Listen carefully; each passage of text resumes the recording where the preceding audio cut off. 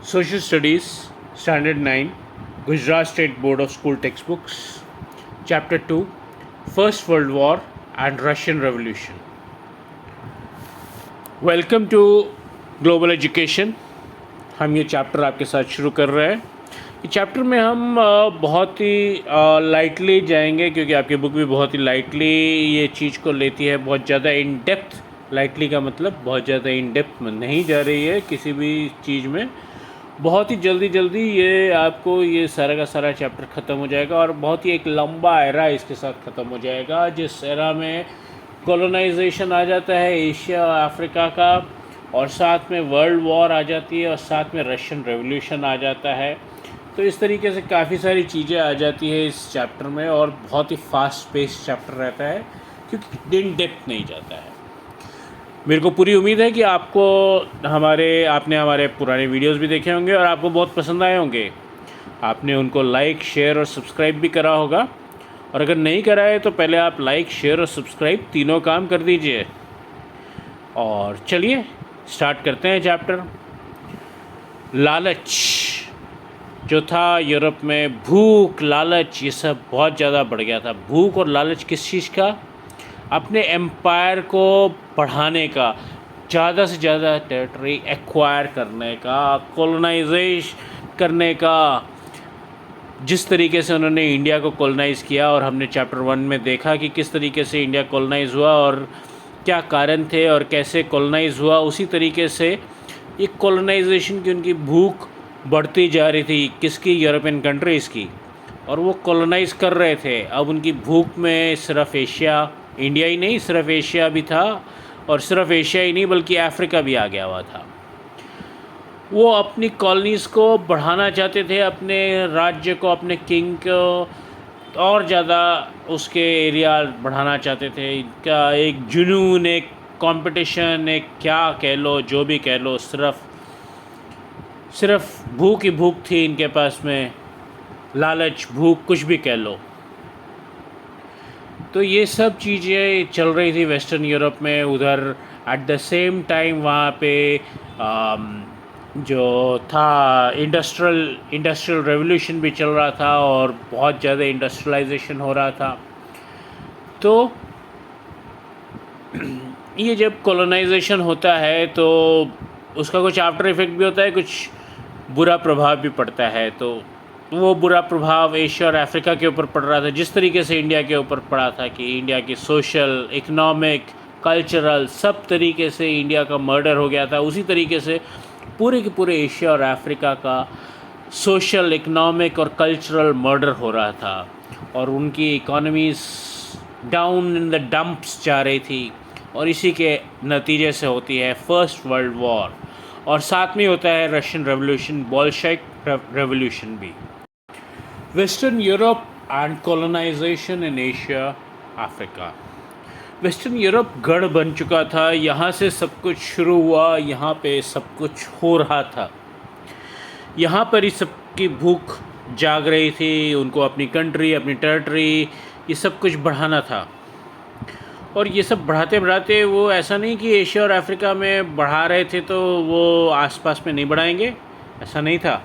उनकी नज़र अपने नेबर्स के ऊपर भी रहती थी, और यही नहीं, उनकी नज़र नेबर्स के ऊपर ही नहीं बल्कि फॉरेन, मतलब कि दूसरे कॉन्टिनेंट में जाके भी वो आपस में लड़ते रहते थे। तो वैसे ही चल रहा था माहौल वेस्टर्न यूरोप में। सिर्फ अपनी टेरिटरी बढ़ानी है, किसी भी कीमत पे कुछ भी करके टेरिटरी बढ़ानी है।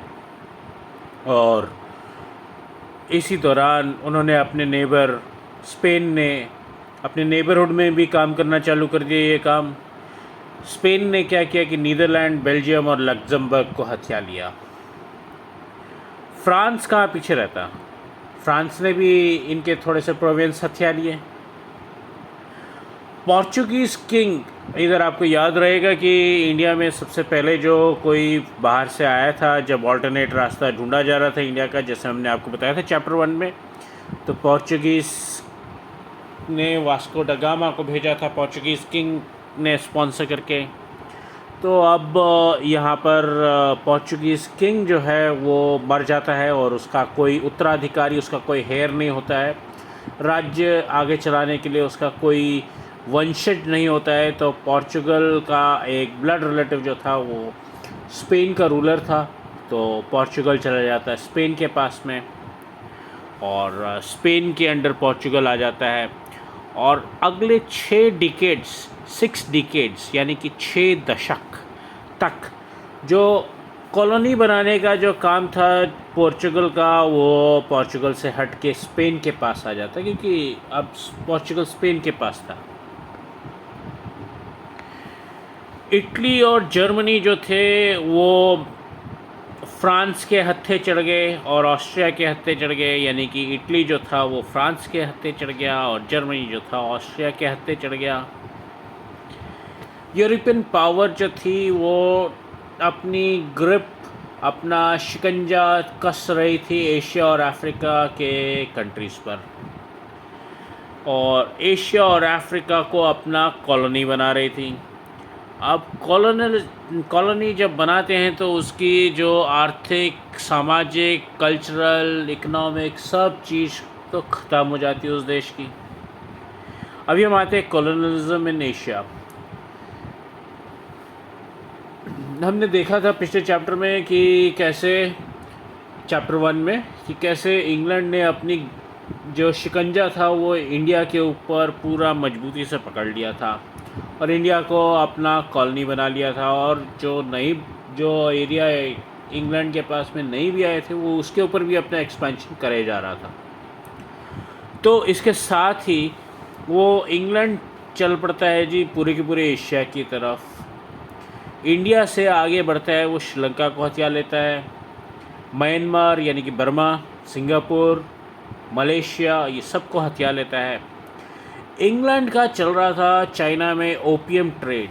ओपियम एक ड्रग होती है, आपको पता ही होगा। तो ओपियम ट्रेड चल रहा था चाइना के साथ में। अब ओपियम ट्रेड के दौरान ओपियम वॉर्स भी हो जाती है उसकी। 1839 से लेके 1840 तक इंग्लैंड वर्सेस चाइना वॉर होती है, ओपियम वॉर कहते हैं जिसको। चाइना इसमें हार जाता है, और जब हार जाता है तो हारने की कीमत तो देनी पड़ती है ना। तो 5 पोर्ट्स यानी कि 5 सी पोर्ट्स चाइना को, इंग्लैंड को देने पड़े, और इसके साथ में ही इंग्लैंड का वहाँ पे ट्रेड और एम्पायर यानी कि कॉलोनाइजेशन जैसा एम्पायर चालू हो गया। तो ये तो था चाइना में भी एंट्री इंग्लैंड की। अब ये चीज़ को कौन देख रहा था?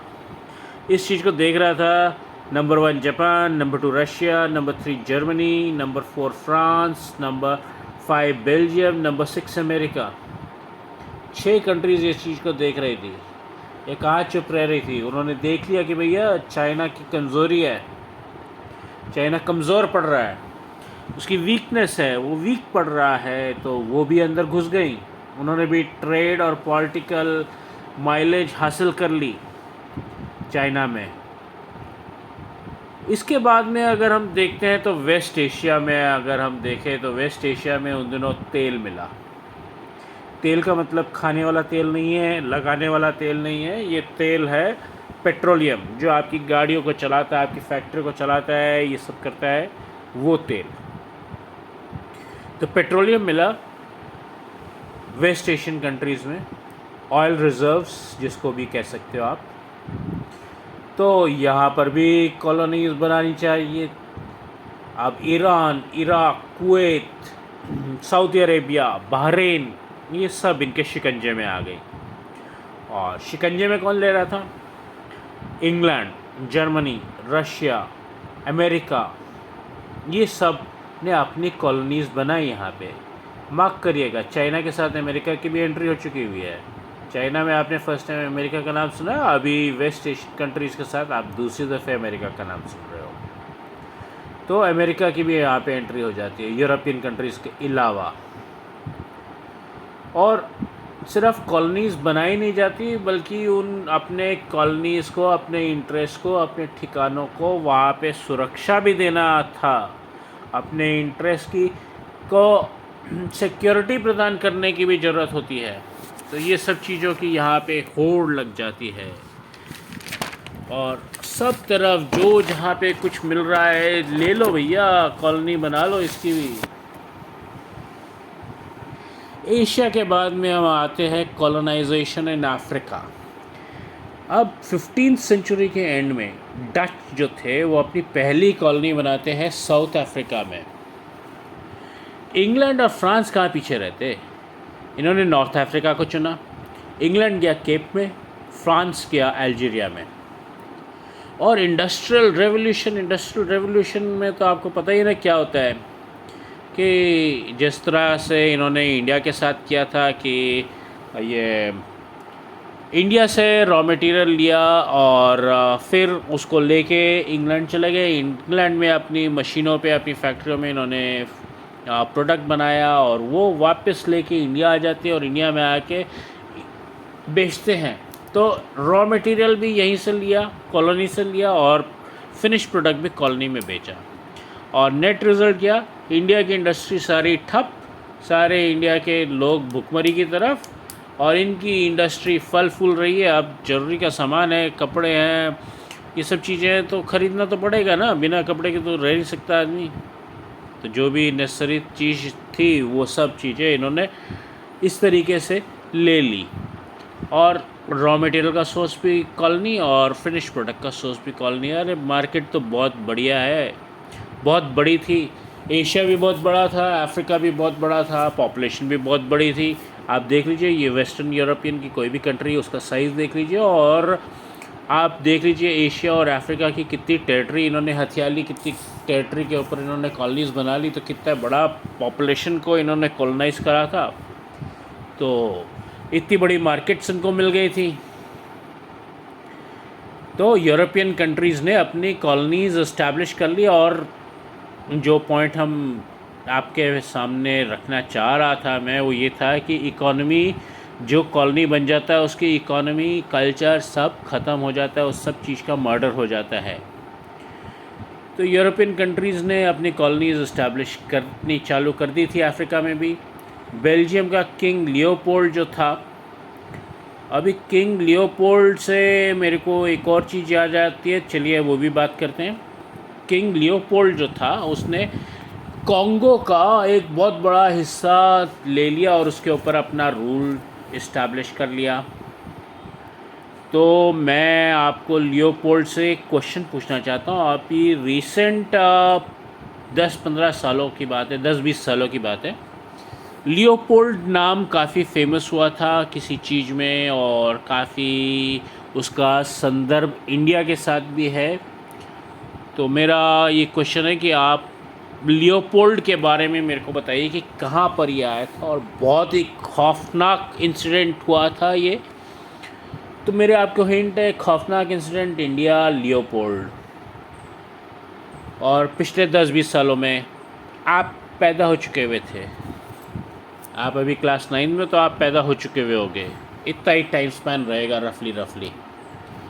तो मेरे को कमेंट्स में आप लिख के बताइएगा आपकी क्या क्या राय है, क्या क्या आपके जवाब है, क्या संदर्भ में मैं बात कर रहा हूँ, या क्या चीज़ का मैंने क्वेश्चन पूछा है।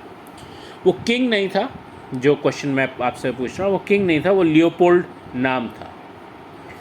ठीक है, तो बेल्जियम का अभी हम वापस आते हैं ये चैप्टर के ऊपर। तो बेल्जियम का किंग लियोपोल्ड ने बहुत सारा एरिया, बहुत सारे प्रोविंस जो थे कॉन्गो के, वहाँ पे अपना रूल इस्टेब्लिश कर लिया, अपना राज्य इस्टेब्लिश कर लिया। इंग्लैंड जो था वो चला गया इजिप्ट में, और काफ़ी सारे प्रोविंसेस उसने ईस्ट अफ्रीका और साउथ अफ्रीका के भी अपने अंडर कर लिए, वहाँ पे भी अपनी कॉलोनीज़ बना ली। फ्रांस गया टूनीशिया में, मोरक्को में, वेस्ट अफ्रीकन प्रोविंसेस में। जर्मनी कहाँ पीछे रहने वाला था, उस भी अब होड़ में आ गया था यूनिफिकेशन के बाद में। उसने भी some provinces of East and West Africa उसने भी हथिया लिए। 1884 से लेके 1885 तक एक कॉन्फ्रेंस करे गए यूरोपियन नेशंस की बर्लिन में। बर्लिन आता है जर्मनी में। इस कॉन्फ्रेंस में उन्होंने निर्धारित किया कि हम जो कॉलोनीज़ इस्टेब्लिश कर रहे हैं एशिया में, अफ्रीका में, मेनली अफ्रीका की बात थी यहाँ पे, हम जो डिफरेंट डिफरेंट कॉलोनीज़ इस्टेब्लिश कर रहे हैं अफ्रीका में, अपनी अपनी टेरिटरीज़ बढ़ा रहे हैं, तो ये वहाँ पे कौन सी एरिया में कौन जाएगा, कौन से एरिया में कौन जाएगा, उन्होंने आपस में अफ्रीका को डिवाइड कर लिया अपने कॉन्फ्रेंस में कि ये मेरा हिस्सा अफ्रीका का, ये तेरा हिस्सा, तू इधर बना, मैं इधर बनाता हूँ अपनी कॉलोनी।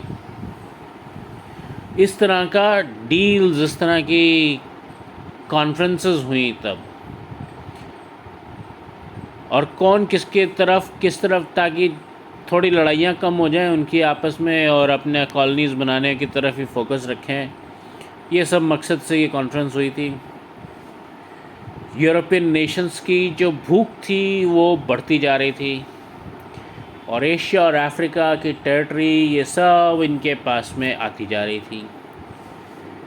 जर्मनी और इटली जो थे वो उन्होंने अपना यूनिफिकेशन का प्रोसेस कंप्लीट किया, पॉलिटिकली और सब तरीके से वो यूनिफाई हो गए, और फिर वो भी यूनिफाइड जर्मनी भी कॉलोनी बनाने में के कंपटीशन में घुस गया।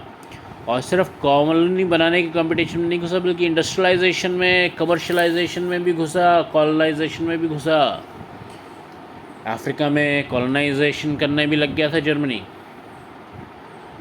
तो एक बहुत ही बड़ा ये फिनोमेनन रहा कि पॉलिटिकल, इकोनॉमिकल चीज़ें इसमें होती हैं, कॉलोनाइजेशन होता है, एक्सप्लॉयटेशन होता है सारी कंट्रीज़ का, जो कॉलोनी बन जाती है उन सब कंट्रीज़ का एक्सप्लॉयटेशन होता है। एक्सप्लॉयटेशन होता है पॉलिटिकली, इकोनॉमिकली, सोशली, पूरी डेवलपमेंट रुक जाती है, समय रुक जाता है, और उनको अपने जिस चीज़ में, जिस कॉलोनी में, जिस स्टेटस में वो पहुंच जाते हैं, उससे बाहर उभरने के लिए बहुत टाइम लगता है। और ये सब चीज़ जो था, इससे हम आगे बढ़ते हैं वर्ल्ड वॉर फर्स्ट की तरफ। ये सारी चीज़ों से वर्ल्ड वॉर फर्स्ट की तरफ हमारे स्टेप्स बढ़ते हैं, बल्कि यूरोप के स्टेप्स बढ़ते हैं। Factors that cause the first world war. आपको सुनने में काफ़ी एक्साइटिंग लगता होगा कि वॉर होएगी, प्लेन उड़ेंगे, फाइटर एयरक्राफ्ट उड़ेंगे, गन्स चलेंगी, कैनन्स चलेंगी, तोप चलेंगी, वॉरशिप्स चलेंगे, सबमरीन चलेगी, एयरक्राफ्ट कैरियर्स चलेंगे, उनसे प्लेन्स उड़ेंगे, ऐसे सब बहुत ज़्यादा डिस्ट्रक्शन होएगी, बॉम्ब फेंके जाएंगे, लोगों को मारा जाएगा। काफ़ी एक्साइटिंग लगता है, पिक्चरों में देखना भी अच्छा लगता है, लेकिन जो इसके कॉन्सिक्वेंसेस होते हैं वॉर के बाद में, वो बहुत ख़तरनाक होते हैं। बहुत लोग मारे जाते हैं, बहुत लोग बेघर हो जाते हैं, स्टारवेशन होता है, भूखमरी होती है, खाने की चीज़ें नहीं मिलती, ज़रूरी सामान नहीं मिलता, किसी का हाथ कट जाता है, किसी का पैर कट जाता है। ओवरऑल बहुत ज़्यादा डिस्ट्रक्शन होता है। वॉर नहीं होनी चाहिए, उसका पीसफुल सॉल्यूशन हो जाए तो ज़्यादा ये अच्छा रहता है हमेशा। लेकिन फिर भी अभी हम जो पढ़ रहे हैं वो है कि factors that cause the first world war. First world war हुई थी 1 अगस्त 1914 को। बहुत ही बेदर्द नज़ारा था, बहुत ही ना भूलने वाला इवेंट्स हुए मॉडर्न वर्ल्ड के। एक हुई थी वहाँ पे तब सीडन वॉर। सीडन वॉर में जर्मनी ने फ्रांस को हरा दिया था। ये हुई थी 1871 में। फ्रांस को फ्रैंकफर्ट ट्रीटी साइन करनी पड़ी। फ्रैंकफर्ट ट्रीटी के अंतर्गत उसको अपने 2 प्रोविंस जो थे, मतलब फ्रांस को अपने 2 प्रोविंस, 2 स्टेट समझ लीजिए, वो लॉराइन और एल्सास जर्मनी को देनी पड़ी। बहुत ही वो दर्दनाक इंस्टेंस था, बहुत ही इज़्ज़त वाली बात थी फ्रांस के लिए कि उसको ये सब करना पड़ा। उसका बहुत ज़्यादा वो फेस डाउन हुआ। तो ये भी एक कॉज बना फर्स्ट वर्ल्ड वॉर का। इसके अलावा जो मेन फैक्टर्स थे वो थे जैसे number 1 economic factors, number 2 militarism, number 3 groupism, secret treaties, number 4 feeling of fierce nationalism, number 5 role of newspapers, number 6 philosophy about war. तो ऐसे सब काफ़ी सारे कारण बने थे, फैक्टर्स थे जो जिसके कारण वर्ल्ड वॉर 1 हुई थी। हम एक एक करके जाते हैं। Number 1, economic factors. इंग्लैंड ने वास्ट कॉलोनीज़ इस्टेब्लिश कर ली थी एशिया और अफ्रीका में, और ये कॉलोनीज़ को एक्सप्लॉइट किया गया, और ये एक्सप्लॉइटेशन से इंग्लैंड जो था बहुत ज़्यादा रिच हो गया। और एट द सेम टाइम जहाँ इंग्लैंड रिच हो गया, वहाँ ये जो इंडिया जैसे जो कंट्रीज़ थी एशिया और अफ्रीका की, ये पुअरेस्ट होती गई। अब ये फंडामेंटल क्या होता है इसका, जैसे मैंने आपको चैप्टर नंबर 1 में बताया था कि इंडिया से रॉ मटेरियल जाते थे इंग्लैंड, तो रॉ मटेरियल इंग्लैंड गए, इंग्लैंड में उनकी फैक्ट्रीज़ में रॉ मटेरियल का प्रोसेस होता है, और वो प्रोसेस से फिनिश गुड्स बन के वापस इंडिया में आते हैं, और इंडिया बहुत बड़ी मार्केट होती है, और इंडिया में आके वो प्रोसेस फिनिश गुड्स बेचे जाते हैं वापस। तो क्या हुआ, जो आपकी कॉलोनी है, जैसे इंडिया इनकी कॉलोनी थी, वहाँ से ही रॉ मटेरियल जाता है इनकी फैक्ट्री में, इनकी कंट्री में, वहाँ से इनकी कंट्री से, इनकी फैक्ट्री से वो प्रोसेस होके बन के फिनिश प्रोडक्ट वापस इंडिया आता है।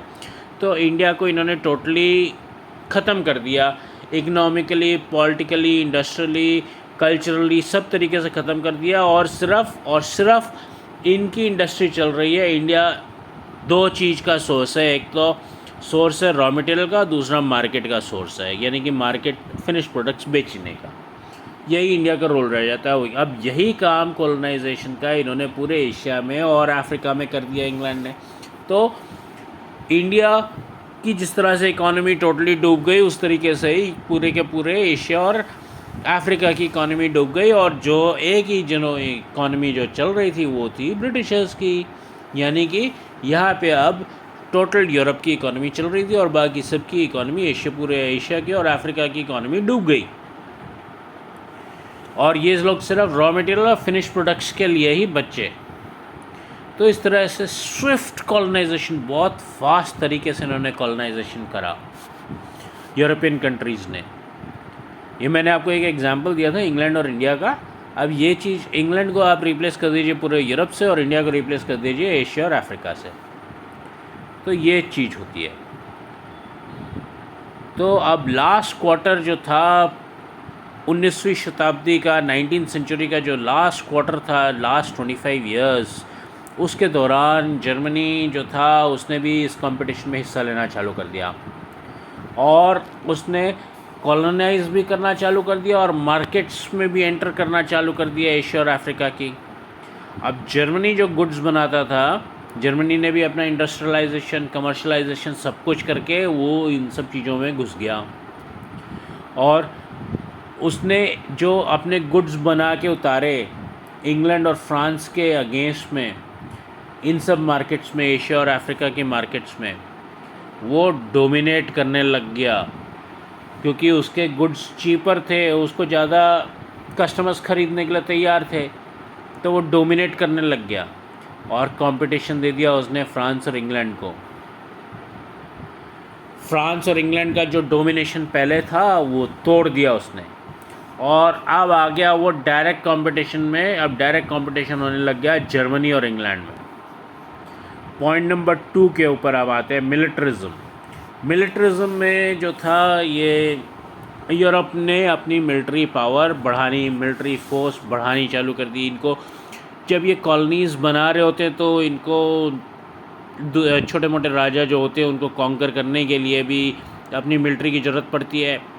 वहाँ पे अपने इंटरेस्ट को, अपने ट्रेड को, अपने प्रोविंस जो इन्होंने हत्याएं हैं उसको बचाने के लिए भी इनको मिलिट्री की ज़रूरत पड़ती है। तो मिलिट्री वगैरह इन्होंने काफ़ी एक्सपैंड करी अपनी।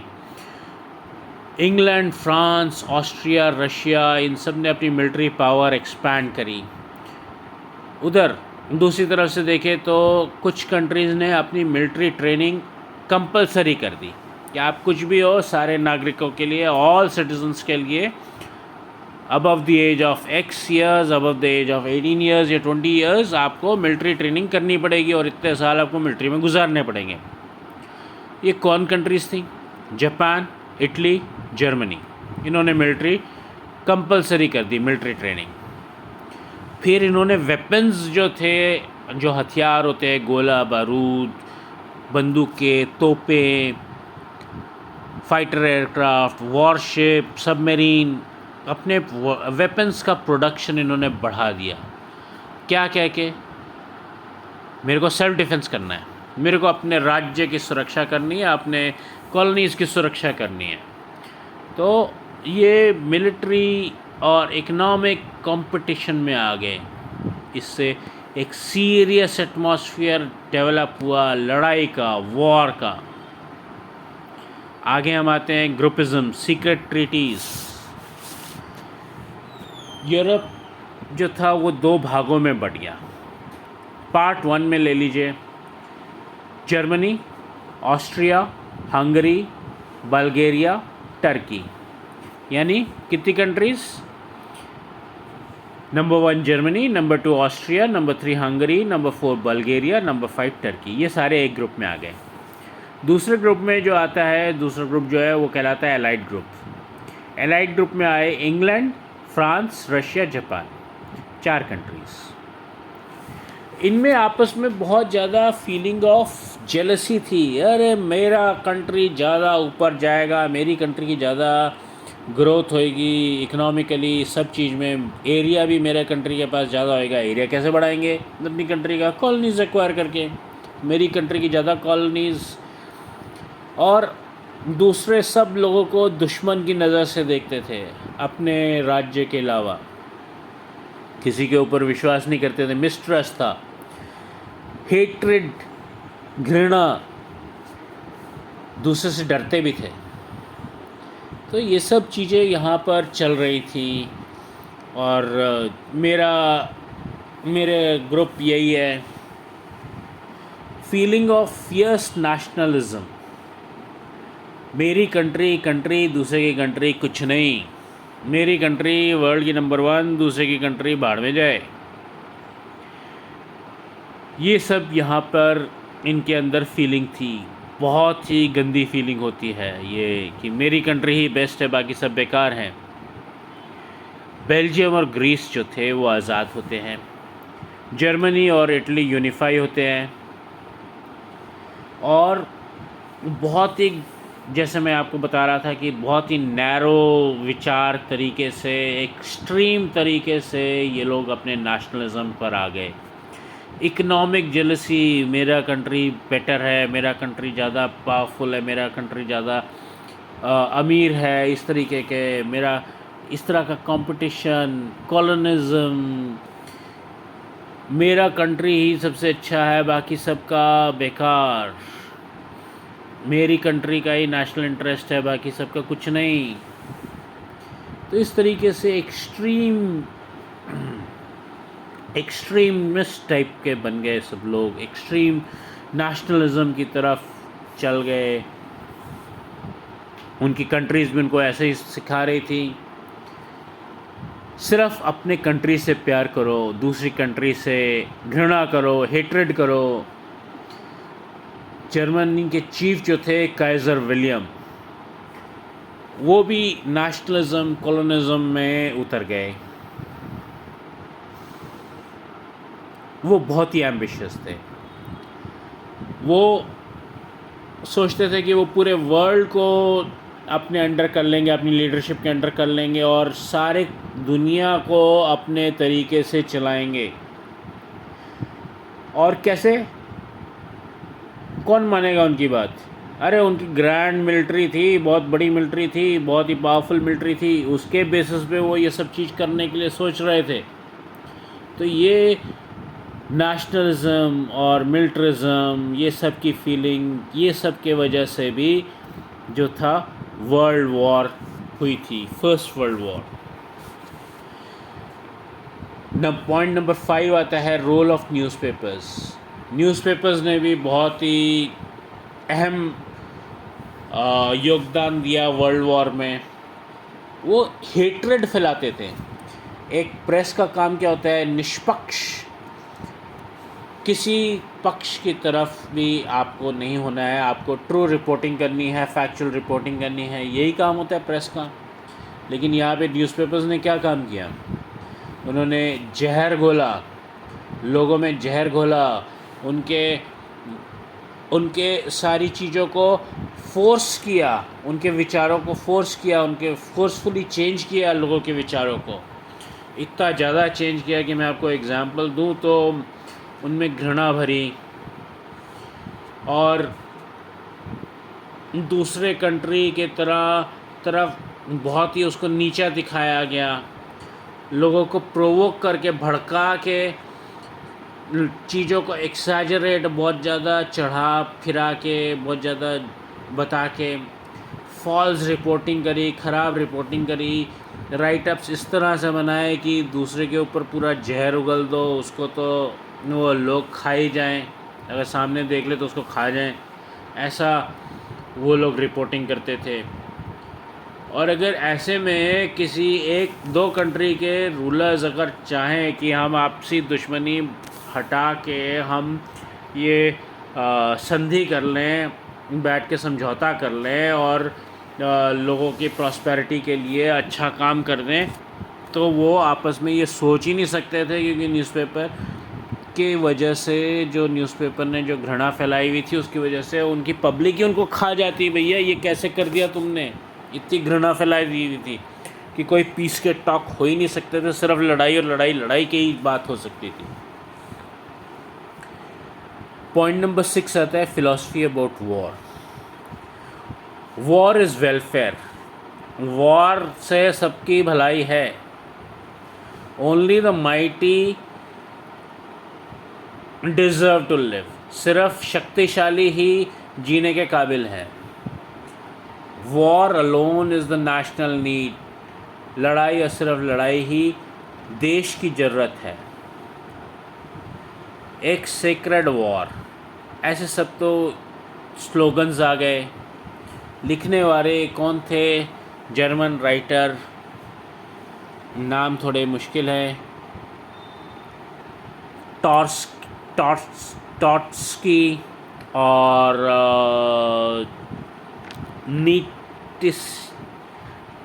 नीट्ज़शी, थोड़े नाम मुश्किल है इनके। इन्होंने इस तरह के स्लोगन्स दिए।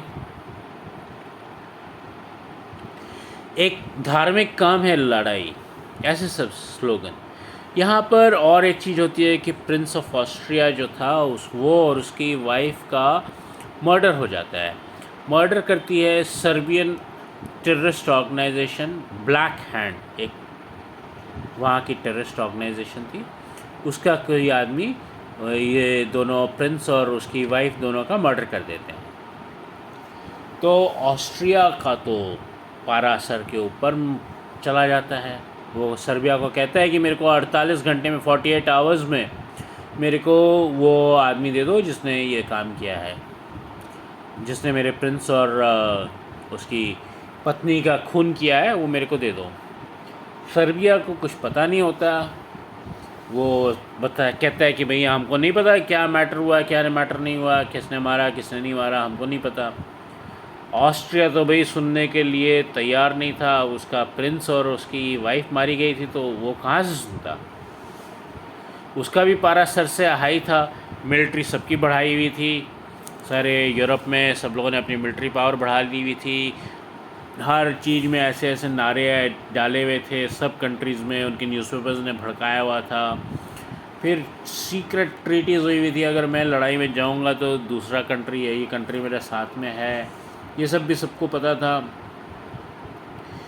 और बहुत ही ज़बरदस्त नेशनलिज़म इनके अंदर कूट कूट के भरा गया था। इन टाइम में सबके पास कॉलोनीज़ थी, तो अब कहाँ रुकने वाले थे। सर्बिया के ऊपर ऑस्ट्रिया ने वॉर डिक्लेयर कर दी। ऑस्ट्रिया सुनने के लिए तैयार नहीं था, ना वो निगोशिएट करने के लिए तैयार था कि मेरे को दो, मैं किसी तरीके से सर्बिया से ही निकलवाता हूँ ये आदमी। वो किसी तरीके से कुछ करने के लिए तैयार नहीं था, उसने सीधा जी वॉर ठोक दिया सर्बिया पे, और यहीं से वर्ल्ड वॉर 1 स्टार्ट हो जाता है। The first world war. Her war में दो खेमे होते हैं, दो पार्टीज़ होती हैं, तो फर्स्ट वर्ल्ड वॉर में भी दो पार्टीज़ थी। एक था अलाइड नेशंस, दूसरा था एक्सेस नेशंस। अलाइड नेशंस को 24 नेशन सपोर्ट कर रहे थे और एक्सेस नेशंस को 4 नेशन सपोर्ट कर रहे थे। जर्मनी जो था वो एक्सेस नेशंस में था। जर्मनी जो था वो बहुत सारी जीत हासिल करे जा रहा था यूरोप में। उसने फ्रेंच आर्मी को रूइन कर दिया, उसको ख़त्म कर दिया, उसकी सबमरीन्स को ख़त्म कर दिया, मतलब उसके सबमरीन्स ने लड़ाई लड़के बहुत सारे एनिमी के शिप्स को ख़त्म कर दिया। बहुत सारे सोल्जर्स, सिविलियंस दोनों की डेथ हुई। डेथ क्यों हुई? अब मैं अभी आपसे बात कर रहा था शिप्स की और सबमरीन की, तो नागरिक कहाँ से आ गए, सिविलियन कहाँ से आ गए? भैया लड़ाई जो थी वो लैंड पे भी लड़ी गई, सिर्फ सी में नहीं लड़ी गई, लैंड पे भी लड़ी गई, और टैंक्स का भी यूज़ हुआ और पॉइजनस गैस का भी यूज़ हुआ। बहुत सारी चीज़ें जो बैन हो गई बाद में बैन हुई, लेकिन फर्स्ट वर्ल्ड वॉर में उनका यूज़ हुआ। उसमें से एक था पॉइजनस गैसेस भी। तो इस तरह की लड़ाई भी लड़ी गई थी वो फर्स्ट वर्ल्ड वॉर में। और फर्स्ट वर्ल्ड वॉर से सीखते हुए काफ़ी सारी चीज़ों के ऊपर, काफ़ी सारी बॉम्ब्स के ऊपर ये रोक लग गई, या इस तरीके की चीज़ नहीं कर सकते आप वॉर में, प्रिजनर्स ऑफ वॉर के संदर्भ में या पॉइजनस गैसेस के संदर्भ में काफ़ी सारी चीज़ों के ऊपर बैन भी लगाया गया बाद में। लेकिन वो सब चीज़ें बाद की हैं, अभी वो हमारी बुक में नहीं है और हमारे सब्जेक्ट में नहीं है और हमारे कोर्स में नहीं है फ़िलहाल। तो सोल्जर्स और सिविलियंस की बहुत सारों की डेथ होती है, क्योंकि यहाँ पे लैंड पे भी लड़ाई होती है, और लड़ाई के दौरान टैंक्स का भी यूज़ किया जाता है और पॉइजनस गैसेस का भी यूज़ करा जाता है। 1917 में रशियन रेवोल्यूशन स्टार्ट होता है, और रशिया का रेवोल्यूशन जो स्टार्ट होता है तो रशिया वॉर से विड्रॉ कर जाता है, वर्ल्ड वॉर से। जर्मनी बहुत स्ट्रॉन्ग होता है, वो अमेरिका का एक स्ट्रीमर जो था वो डुबा देता है, और ये जो स्ट्रीमर जो डुबा देता है, इसकी ये एक बहुत बड़ा पॉइंट था वर्ल्ड वॉर में, ये एक बहुत बड़ा टर्न था। वो स्ट्रीमर का नाम जो था लुसिटानिया था, लुसिटानिया। तो ये स्ट्रीमर अमेरिका का था, इसको डुबो दिया जाता है। 147 अमेरिकन सोल्जर्स मारे जाते हैं। अमेरिका अभी तक लड़ाई में नहीं था।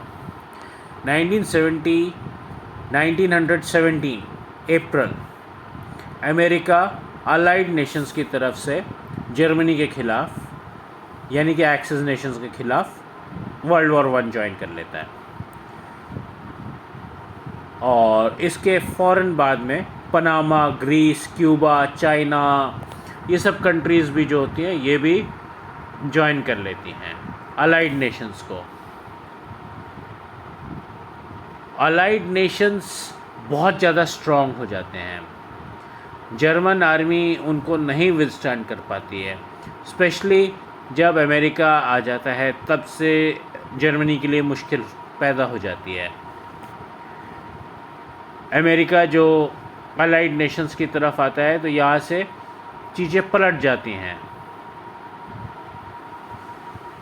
जर्मनी के लिए मुश्किलें खड़ी हो जाती हैं अमेरिका के आने के बाद से। और उसके बाद में तो और लोग आ जाते हैं, पनामा, ग्रीस, क्यूबा, चाइना, ये सब और जने भी आ जाते हैं जो अलाइड नेशंस को जर्मनी के ख़िलाफ़ आके खड़े हो जाते हैं।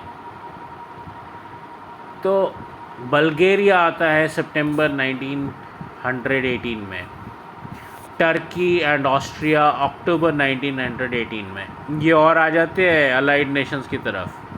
अब सारा खेल पलट चुका था, अलाइड नेशंस के पास बहुत ज़्यादा चीज़ें थी, बहुत ज़्यादा कंट्रीज़ उसको ज्वाइन कर चुकी थी। तो काइज़र विलियम्स जो जर्मनी के चीफ थे वो अपनी पोजीशन छोड़ देते हैं और भाग जाते हैं। जर्मनी को सरेंडर करना पड़ता है। नवंबर 11 को अलाइड नेशंस के सामने सरेंडर करना पड़ता है, उसको सीज़ फायर ट्रीटी साइन करनी पड़ती है। अब साइन क्या करनी पड़ती है, उसके सिर के ऊपर बंदूक रख के साइन करवा दी जाती है। जब हार गया जर्मनी तो यही होएगा ना। तो effects of first world war, जो इमीडिएट इफ़ेक्ट्स हैं वो 6.5 करोड़ लोग लड़े थे फर्स्ट वर्ल्ड वॉर में, दोनों तरफ से, अलाइड और एक्सिस दोनों नेशंस की तरफ से 6.5 करोड़ लोग लड़े थे। मरे थे 1 करोड़, 1 करोड़ लोग मर गए, 2 करोड़ इंजर हुए, 70 लाख लोग परमानेंटली हैंडीकैप्ड हो गए, उसका हाथ कट गया, किसी का पैर कट गया। ये तो स्टैटिस्टिक्स थी। इसके अलावा बहुत लोग और मरे, जो स्टारवेशन, भुखमरी और भी अलग अलग टाइप की एपिडेमिक्स, इस सब तरह की चीज़ों से जो लोग मरे वो और अलग मरे। फिर एक्सपेंडिचर वॉर का बहुत हाई था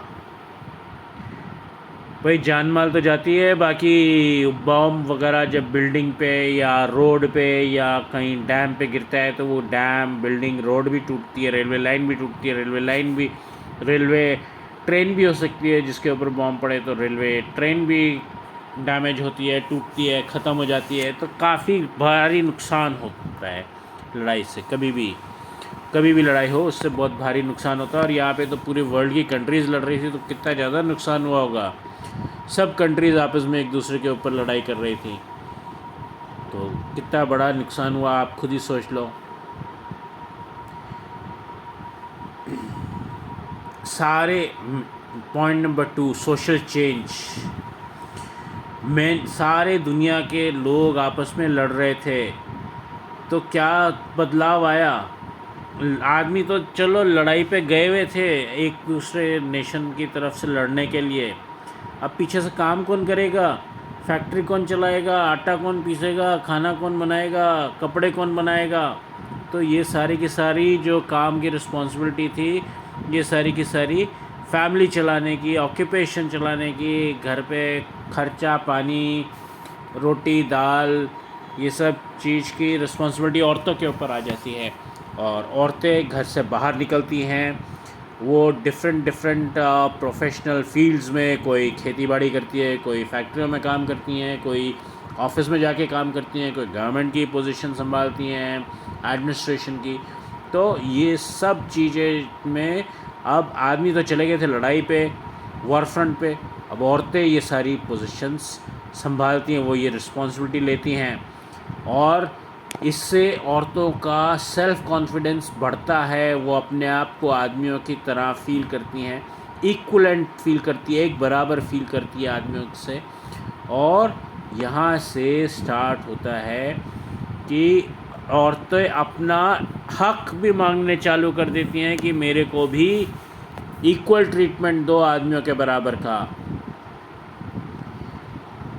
और क्योंकि दुनिया में बेसिक नेसेसिटीज़ की चीज़ें बननी कम हो गई थी, वहाँ पे ज़्यादा चीज़ें जो बन रही थी वो वॉर रिलेटेड चीज़ें थी, जैसे बम गोली, हथियार, तोप, टैंक, शिप, एरोप्लेन, इस तरह की चीज़ें ज़्यादा बन रही थी। खाने पीने की चीज़ें, कपड़े और भी जो डेली नेसेसिटी की चीज़ें होती हैं वो सब चीज़ों की स्कार्सिटी हो गई थी। अनएम्प्लॉयमेंट हो गया था, स्टारवेशन यानी कि भुखमरी, स्ट्राइक्स, लॉकआउट्स, ये सब चीज़ें लोगों ने देखी। तब बहुत लोगों को सफ़र करना पड़ा, बच्चों की कंडीशन पैथेटिक थी, स्कूल नहीं खुलते थे। अरे खुलेंगे तो ऊपर से बॉम्ब गिरा दिया जाएगा, कुछ कर दिया जाएगा एरोप्लेन से, तो कैसे स्कूल भी कैसे खुले। और स्कूल खुलेंगे तो फीस कहाँ है भरने के लिए। तो ऐसे सब चीज़ें होती थी तो बच्चों की भी कंडीशंस बहुत ख़राब हो गई थी। नंबर 3, द ट्रीटी ऑफ वर्साइलेस, जून 1919। एक अनकंडीशनल सरेंडर करा गया था जर्मनी द्वारा फर्स्ट वर्ल्ड वॉर में, क्योंकि उसका जो चीफ था काइज़र, वो भाग गया था, काइज़र विलियम्स जर्मनी को छोड़ के भाग गया, उसने हार मान ली। तो अलाइड नेशंस ने अपना पीस प्रोसेस चालू किया पेरिस में, फ्रांस में। 58 कमीशंस हुए, 58 कमीशंस बनाए गए, 145 सेशंस ऑर्गेनाइज करे गए, और एक मिरर पीस वर्साइलस, ये एक पैलेस है, मिरर पैलेस वर्साइलस में। वर्साइलस एक जगह है फ्रांस में, तो यहाँ पर ये पेरिस पीस प्रोसेस चालू हुआ। पेरिस पीस प्रोसेस जो था वो एग्रीमेंट था जर्मनी के साथ में। इसको ट्रीटी ऑफ वर्साइलस भी कहते हैं। मिरर पैलेस वर्साइलस में जो हुआ, तो ये एग्रीमेंट जो था, ये इसके मेनली 4 प्रोविजंस थे। अभी आप प्रोविजंस सुनोगे तो आपको समझ में आएगा। एक तो रीजनल एग्रीमेंट था। Number 2 reduction of troops and डिसआर्मामेंट। Number 3 आता है arrangement of distribution of gains of war and war fine. Number 4 पे आता है अदर प्रोविजंस। तो अमेरिकन प्रेसिडेंट जो था वो था Woodrow Wilson. British prime minister थे लॉर्ड जॉर्ज। फ्रेंच प्रेसिडेंट थे प्रेसिडेंट क्लेमेंसो, और इटालियन प्रेसिडेंट थे ऑरलैंडो। ये 4 जनों ने, मतलब American president, British president, French president और इटालियन प्रेसिडेंट, ये 4 लोगों ने बहुत बढ़ चढ़ के अपनी जिम्मेदारी निभाई ये ट्रीटी बनाने में। और जर्मनी को उन्होंने दोषी करार किया कि लड़ाई का दोषी ये जर्मनी है। उसके ऊपर फ़ाइन लगाया 6.5 बिलियन पाउंड इंग्लैंड की करेंसी है। जैसे इंडिया की करेंसी रुपी है, अमेरिका की करेंसी डॉलर है, वैसे ही इंग्लैंड की करेंसी पाउंड कहलाती है। तो 6.5 बिलियन पाउंड्स का फ़ाइन लगाया, और ये इनकी कमीशन, इनके जो था, इसने ही ये फैसला सुनाया जर्मनी के ऊपर। अब जो रूर रीजन है फ्रांस का, बहुत ही अच्छा रीजन है। तो जर्मनी का जो रूर रीजन है, वो रूर रीजन जो था वो फ्रांस को दे दिया गया। राइन रिवर जर्मनी में है, राइन यानी राइन रिवर, वो ओपन कर दी गई, इंटरनेशनल सी रूट बना दिया गया उसमें। राइन का जो लैंड था, राइन रिवर के आसपास का लैंड जो था, वो फ्रेंच बॉर्डर के पास था, और वहाँ पे फोर्ट्रेस वगैरह बनाई हुई थी जर्मनी ने। तो फोर्ट्रेस हटाने के लिए बोल दिया गया, और राइन के एरिया के जो मिनरल्स हैं वो सारे के सारे तुम दे दो फ्रांस को 15 सालों के लिए। फिर जर्मन ऑर्गेनाइजेशंस को कॉन्फिस्टिकेट कर दिया गया। अब कोई जर्मन प्राइवेट कंपनी या जर्मन गवर्नमेंट कंपनी जो थी, उन सब को हथिया लिया गया अलाइड नेशंस के द्वारा। एलेस्के और लॉरेन जो जर्मनी ने फ्रांस से जीते थे, वो फ्रांस को वापस करने पड़े, और large quantity of coal, iron, ये सब जर्मनी को देना पड़ा हर साल फ्रांस को और दूसरे अलाइड नेशंस को। तो ये थे बेनिफिट्स ऑफ वॉर। मैंने आपको बताया ना कि पॉइंट नंबर 3 में था ना वो, कि बेनिफिट्स एंड, हाँ, पॉइंट नंबर 3 में था arrangement of distribution of gains of war and war fine. तो वॉर फाइन तो आपको बता दिया 6.5, और ये गेन्स ऑफ वॉर जो थे ये इस तरीके से उन्होंने डिवाइड करे। जर्मनी को ये सारा का सारा एक तरीके से उसके कनपट्टी पे बंदूक, सिर पे बंदूक लगा के उससे साइन करवाया, ऐसा समझ लीजिए आप। फोर्सिबली, ज़बरदस्ती, ये सारी टर्म्स एंड कंडीशंस उसको साइन करनी पड़ी। इसके वजह से क्या हुआ, जैसे पहले हुआ था जो फ्रेंच ट्रीटी हुई थी, फ्रैंकफर्ट ट्रीटी, उसमें भी बिटरनेस आई थी, डेस्परेशन आया था फ्रेंच में। यहाँ पे आएगा जर्मनी के ऊपर बिटरनेस और डेस्परेशन, जर्मन्स के तरफ आनी है। जर्मन इकॉनमी फेल हो जाती है जी, ज़बरदस्त फेल हो जाती है। अब इतना सारा कुछ उससे चला गया, आयरन और चला गया, कोल चला गया, राइन वैली चली गई, और उसके बहुत सारा एरिया चला गया, रूर रीजन चला गया, और उसको साथ में आयरन और ये सब देना पड़ रहा है, उसकी कंपनियां चली गई, तो क्या होएगा, इकॉनमी कोलैप्स करेगी कि नहीं? तो जर्मन इकॉनमी कोलैप्स कर जाती है। इसका लॉन्ग टर्म इफ़ेक्ट क्या होता है? इसका लॉन्ग टर्म इफ़ेक्ट आपको पता ही है क्या होएगा।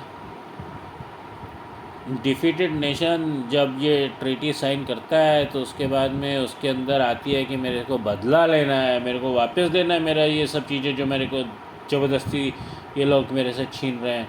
यही फीलिंग आएगी ना, तो वही फीलिंग आती है, रिवेंज की, बदले की फीलिंग। ये ट्रीटी से, और जैसे पिछली ट्रीटी थी जो हमने देखी थी फ्रैंकफर्ट ट्रीटी, उससे भी पीस इस्टेब्लिश नहीं हुई थी, इससे भी पीस इस्टेब्लिश नहीं हुई, क्योंकि लोगों के बीच में रंजिश थी। और रशिया को ये सारे के सारे पीस प्रोसेस में या लीग ऑफ नेशंस में कोई जगह नहीं दी गई। ये एक और लॉन्ग टर्म इफेक्ट था। देयरफॉर फर्स्ट वर्ल्ड वॉर का पीस प्रोसेस जो था वही बनता है रीज़न वर्ल्ड वॉर 2 का। ये इसके लॉन्ग टर्म इफेक्ट्स थे।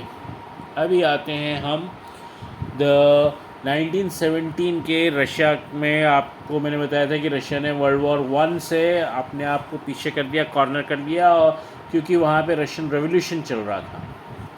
तो यहाँ पे अब हम पढ़ने जा रहे हैं 1917 के रशियन या बोल्शेविक रेवोल्यूशन के बारे में। ये वर्ल्ड की हिस्ट्री में बहुत ही इम्पोर्टेंट इवेंट होता है। रशिया का लोग जो थे, रशियंस जो थे, वो बहुत ज़्यादा दबाए जा रहे थे, बहुत ज़्यादा उनके ऊपर अत्याचार हो रहा था। और अत्याचार कौन कर रहा था? ज़ार, या TSAR और CZAR, दो स्पेलिंग होते हैं, दोनों का प्रोनाउंसिएशन एक ही होता है, ज़ार।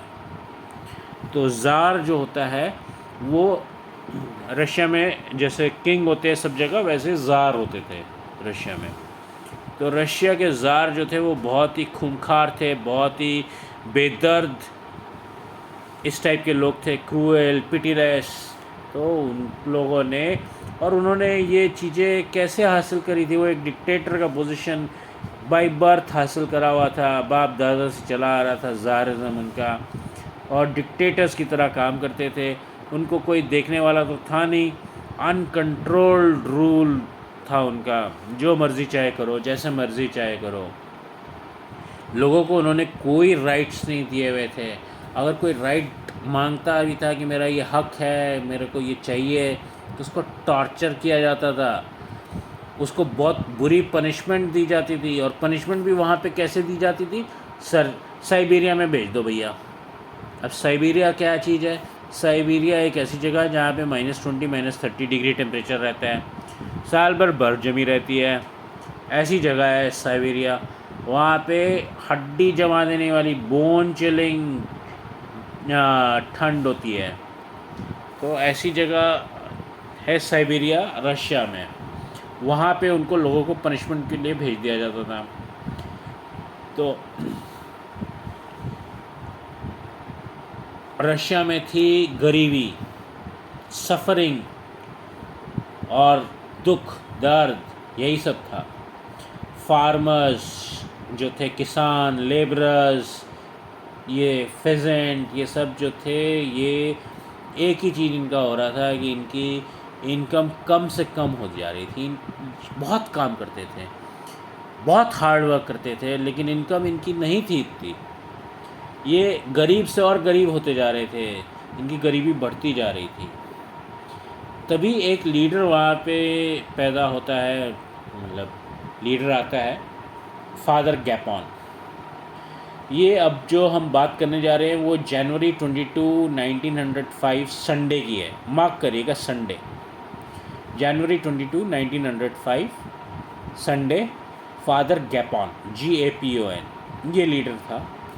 ये एक लार्ज, बहुत बड़ी रैली ऑर्गेनाइज करता है, और वो रैली जो होती है वो जाती है ज़ार के रेजिडेंस, किंग के रेजिडेंस पे,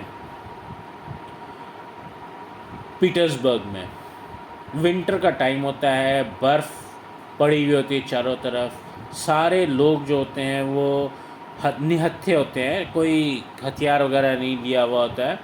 उनके पास पिक्चर्स होती हैं, प्लेकार्ड्स होते हैं जिसके ऊपर ज़ार की फ़ोटोज़ लगी हुई होती है, और उनके हाथों में कैप्शंस होते हैं जिसके ऊपर लिखा होता है चीज़ें जैसे long live the little white lords of Russia. इस तरह की चीज़ें लिखी होती हैं उनके कैप्शंस के ऊपर, ये प्लेकार्ड्स के ऊपर जो वो लेके जाते हैं रैली में। और यहाँ पर क्या करता है, ज़ार अपनी आर्मी को फायर करने का ऑर्डर दे देता है और उसकी आर्मी निहत्थे लोगों पे गोलियाँ चला देती है। हज़ारों की संख्या में, thousands of innocent people snow में मारे जाते हैं गोलियों से। स्नो जो है वो रेड हो जाती है इन लोगों के खून से। इसको कहते हैं ब्लडी संडे। क्या कहते हैं इसको? Bloody Sunday. मैंने आपको पहले बताया था, जनवरी 22, 1905 संडे, फादर गैपॉन। तो ये ब्लडी संडे आपको बताया। यहाँ से जो रशियंस हैं ये प्रोवोक होते हैं, रेस्टलेस हो जाते हैं, और यहाँ से चालू होता है रशियन रेवोल्यूशन।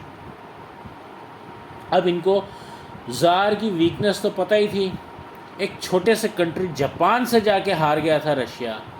इनकी ज़ार की इतनी अच्छी मिलिट्री, इतनी अच्छी वो, तो इनको ज़ार की सारी चीज़ें तो पता ही थी। और वो जापान से कब हारा था रशिया? 1904 से 1905 की वॉर में हारा था। और जो रशियंस थे उनको पैसिफाई करने के लिए, ये जो एंग्री रशियंस थे जो जापान से हारे हुए, और साथ में ये जो ब्लडी संडे ये सब देखने वाले, तो इनके लिए एक डूमा लेजिस्लेटिव असेंबली का ऑर्गेनाइजेशन करा गया कि वो काफ़ी सारे सालों के बाद में डूमा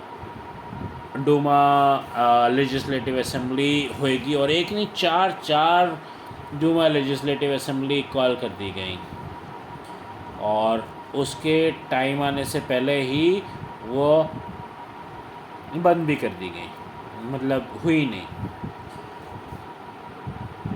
और डूमा लेजिस्लेटिव असेंबली जो थी ये लोगों को शांत करने के लिए, उनको सेटिस्फाई करने के लिए करी गई थी, और वो होने से पहले ही उसको कैंसिल भी कर दिया गया।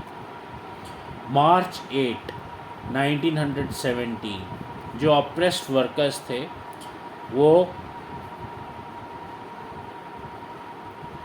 स्ट्राइक कॉल करते हैं। ये जो स्ट्राइक कॉल होती है ये पेट्रोग्राड में स्ट्राइक आयोजित होती है। ज़ार जो होता है वहाँ का किंग, वो अपने ट्रूप्स भेजता है इस स्ट्राइक को दबाने के लिए। तो रशियन आर्मी जो ज़ार की आर्मी होती है वो पहले ये मंज़र देख चुकी थी ब्लडी संडे को, तो वो इस बार कहती है कि हम नहीं शूट करेंगे। और यहाँ से स्टार्ट होता है रेवोल्यूशन, द रशियन रेवोल्यूशन। ये आर्मी ने मना कर दिया कि हम नहीं शूट करेंगे, तो ज़ारडम जो था, वो राज्य जो था ज़ार का, वो गिर जाता है। अब पावर आ जाती है लोगों के हाथ में। लोगों का लीडर होता है केरेंस्की।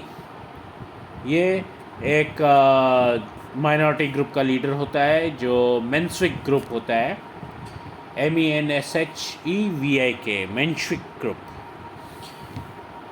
तो इसके हाथ में पावर आ जाती है। सब लोग बहुत खुश होते हैं रशिया में, सिवाय लेनिन के। लेनिन कौन है भैया? अब लेनिन जो है वो बहुत ही इम्पोर्टेंट लीडर होता है, और उसके अनुसार सबसे ज़्यादा इम्पोर्टेंट चीज़ जो रशिया में थी वो होते हैं लेबरर्स। और लेनिन होता है कार्ल मार्क्स का फॉलोअर, वो कार्ल मार्क्स में बिलीव करता था।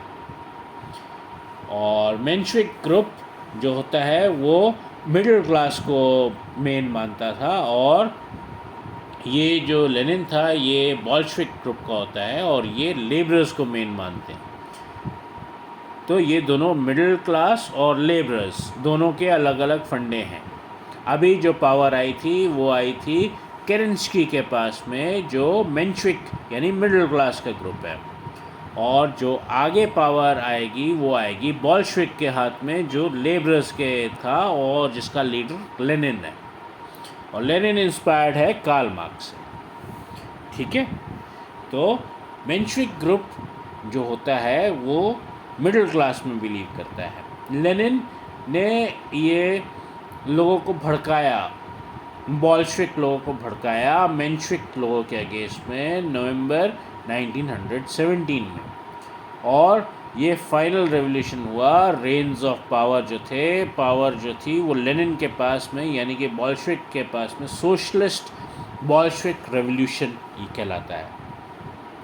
और ये जो रेवोल्यूशन हुआ बोल्शविक रेवोल्यूशन, इसके साथ में ही 300 साल पुराना ज़ारडम जो था वो ख़त्म हो जाता है रशिया में।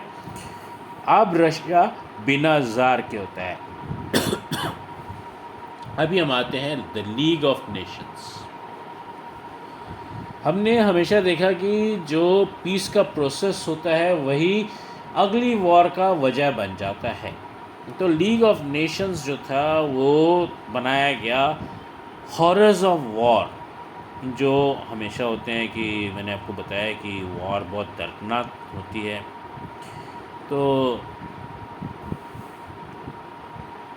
लीग ऑफ नेशन को समझा गया कि हॉरर्स ऑफ वॉर को हटाने के लिए, हॉरर्स ऑफ वॉर को हटाएंगे तभी तो पीस आएगी। तो एक पीसफुल वर्ल्ड के लिए ये हॉरर्स नहीं होने चाहिए, इसी पर्पस से लीग ऑफ नेशंस बनाई गई वर्ल्ड पीस के लिए। और ये इमीडिएटली आफ्टर वर्ल्ड वॉर 1 बनाई गई। तो इसमें अमेरिकन प्रेसिडेंट जो था वुड्रो विल्सन, इसने बहुत ही महत्वपूर्ण भूमिका निभाई थी ये लीग ऑफ नेशंस बनाने में। इसके 14 पॉइंट्स इसने सजेस्ट किए थे वुड्रो विल्सन ने पेरिस पीस प्रोसेस में, और 10 जनवरी 1920 को लीग ऑफ नेशंस बनी थी। तो ये लीग ऑफ नेशंस के बारे में है। अब लीग ऑफ नेशंस जो है उसका क्या एम था, लीग का क्या एम था, उसके एम्स थे to maintain international peace and security. पूरे दुनिया में शांति और सिक्योरिटी बनाने का काम उसका था। पॉइंट नंबर 2 था कि हर कंट्री अपनी यूनिटी और इंटीग्रिटी को रिस्पेक्ट करे। मतलब हर कंट्री दूसरे सभी कंट्रियों की अखंडता और एकता की रिस्पेक्ट करे। मतलब एक दूसरे के साथ एनिमिटी ना रखे, दूसरे की एकता अखंडता को सम्मान करे, उसके ऊपर अटैक ना करे। और इंटरनेशनल पॉइंट नंबर 3 जो था वो था कि लड़ाई का पॉलिसी छोड़ दो। पॉइंट नंबर 4 था इंटरनेशनल रिलेशंस डेवलप करो। एक दूसरे के इंटरनेशनल रिलेशंस, एक दूसरे कंट्री के साथ में इंटरनेशनल रिलेशंस डेवलप करो, उनके साथ भाईचारा डेवलप करो, उनके साथ ट्रेड करो, उनके साथ कॉमर्स करो, उनके साथ ट्रीटीज़ करो, उनके साथ एग्रीमेंट्स करो, ट्रांसफ़र ऑफ टेक्नोलॉजी करो, इस तरह की चीज़ें करो। अभी इंडिया के फॉरेन मिनिस्टर कौन है? चलिए ये भी मेरे को लिख के बताइएगा आप कमेंट्स में। ये आज का मेरा दूसरा क्वेश्चन है। Point number 5, to solve international disputes peacefully through negotiations and mediations. ये मैंने पॉइंट 4 में ऑलरेडी कवर कर दिया इंटरनेशनल रिलेशंस के पॉइंट में। तो पॉइंट नंबर 6 की ओर बढ़ने से पहले मैं आपको एक बार फिर से रिमाइंड कर देता हूँ कि अगर आपने हमारा चैनल ग्लोबल एजुकेशन सब्सक्राइब नहीं करा है तो आप इसको इमीडिएटली सब्सक्राइब करें। और मेरे को पूरा विश्वास है कि आपको बहुत अच्छा लगा होगा। तो लाइक, शेयर और सब्सक्राइब तीनों चीज़ की मैं आपसे उम्मीद करता हूँ, और इससे हमारे को भी बहुत बड़ा एनकरेजमेंट मिलता है, प्रोत्साहन मिलता है, ताकि हम आपके लिए और ज़्यादा वीडियोस लेके आ सकें और अच्छे वीडियोस लेके आ सकें। तो इमीडिएटली अब आप सब्सक्राइब करिए। अब हम आते हैं पॉइंट नंबर 6 पे। अगर कोई भी नेशन ये चीज़ों को इग्नोर करता है, लीग ऑफ नेशंस को इग्नोर करता है, उसकी मीडिएशंस को इग्नोर करता है, तो उसके ऊपर उसको डिक्लेयर कर दिया जाएगा रेबेल नेशन। एक मिनट, शायद हम पॉइंट नंबर 4 भूल गए हैं, पॉइंट नंबर 5 हम शायद भूल गए हैं करना, तो पॉइंट नंबर 5 आपको वापस कर देते हैं। टू सॉल्व इंटरनेशनल डिस्प्यूट्स, कैसे इंटरनेशनल डिस्प्यूट्स सॉल्व करी जाएंगी, जो अंतर्राष्ट्रीय एक कंट्री की दूसरी कंट्री के साथ डिस्प्यूट है वो कैसे सॉल्व करी जाएगी, निगोशिएट करके, मीडिएशन करके। तो मीडिएशन क्या होता है, निगोशिएशन क्या होता है, निगोशिएशन में होता है गिव एंड टेक, कि मैं तुम्हारे को पैसा दे रहा हूँ तो तुम मेरे को सामान दो, ये एक तरीके का निगोशिएशन है। मैं तुमको इतने रुपए दे रहा हूँ तो तुम मेरे को इतने किलो सामान दो। अरे भैया मैं बल्क में ले रहा हूँ तो मेरे को 10 रुपये किलो के बदले तुम 8 रुपये किलो दो, मैं ज़्यादा सामान लूँगा तुम्हारे से। इस तरह से होता है निगोशिएशन। और मीडिएशन क्या होता है, भैया तेरी और मेरी लड़ाई हो गई है, अब तेरी और मेरी लड़ाई के बीच में अब हमने कह दिया कि भैया ये तीसरा जना जो है ये तेरे को भी जानता है, मेरे को भी जानता है, मेरे को इसके ऊपर विश्वास है, तेरे को भी इसके ऊपर विश्वास है, तो ये हमारा मीडिएशन कराएगा। वो तीसरा बंदा हम दोनों की लड़ाई में हम दोनों को मीडिएशन कराएगा, वो हस्तक्षेप करेगा और वो दोनों के उसके हित के चीज़ें देखते हुए उनको मनाएगा और उनको मीडिएशन करवाएगा। तो ये होता है मीडिएशन। तो अगर कोई नेशन इंटरनेशनल डिस्प्यूट होता है, दो कंट्रीज़ में इंटरनेशनल डिस्प्यूट होता है, किसी बात में मतभेद होता है, तो निगोशिएशन और मीडिएशन से सॉल्व करिए आप। पॉइंट नंबर 6 आता है डी, अगर कोई कंट्री, कोई नेशन लीग ऑफ नेशंस की बातों को इग्नोर करता है, उनको नहीं मानता है, उनके मीडिएशंस को नहीं मानता है, तो उस कंट्री को क्या करा जाएगा, रेबेल नेशन, कि ये बगावत कर रहा है ये कंट्री, ये डिक्लेयर कर दिया जाएगा।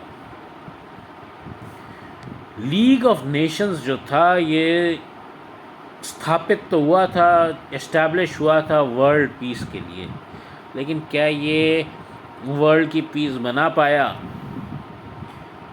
या नहीं बना पाया। इम्पीरियलिस्ट पॉलिसीज़ थी सुपर पावर्स की, क्या उसको ये ठीक कर पाया कि नहीं कर पाया। ये अब आप जिस तरीके से मैं बोल रहा हूँ आपको ये याद होगा कि सारे के सारे सीरियल्स में जब उसका एक एपिसोड ख़त्म होता है तब इसी तरीके से बोला जाता है, ताकि नेक्स्ट एपिसोड के लिए बहुत बड़ा वो हो कि क्या नेक्स्ट एपिसोड में क्या होएगा आगे, वो उस टाइप का सीन।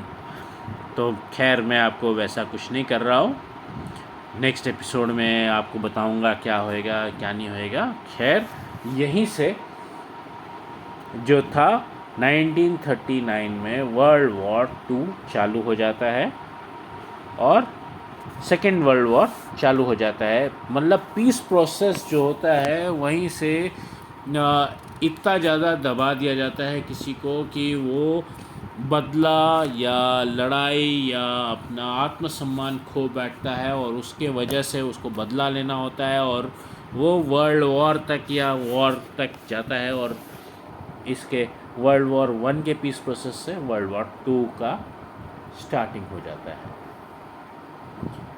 तो bye for now, until the next chapter, see you very soon, best of luck.